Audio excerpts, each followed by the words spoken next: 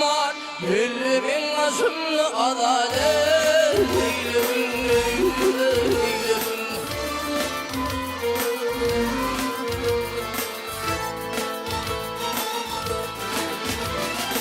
Basım aldım, asım bir kardım var. Gül oğlum temeli adalet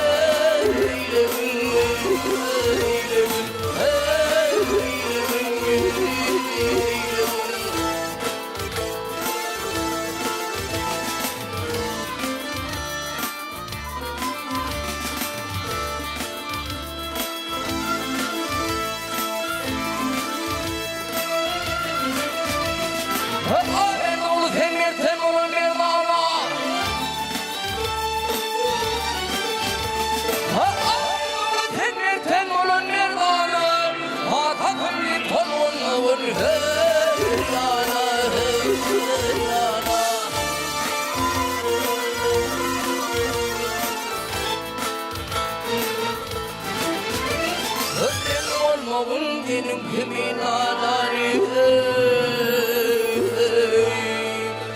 bir balık himine adalet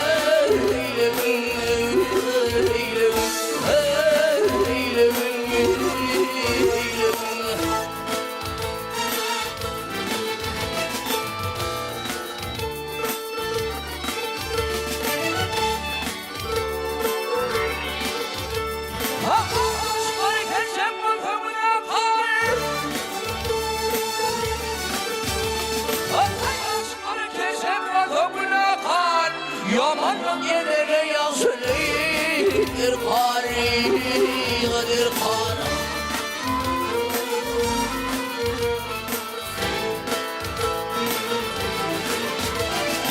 Öptün günahını öldürmeden haydi. Bir balık hemmine adalet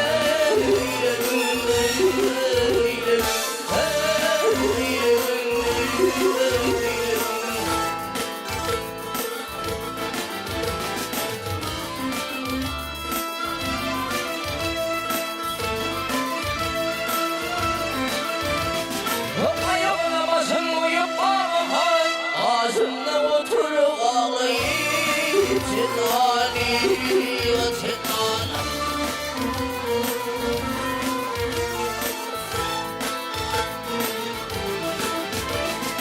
Kova kılın ötönişe tahirleri Gel balık eline adalet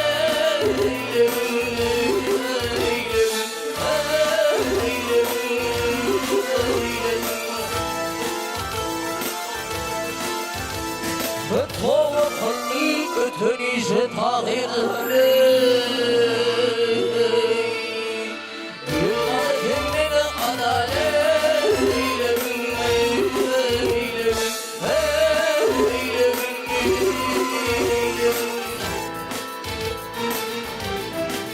Hey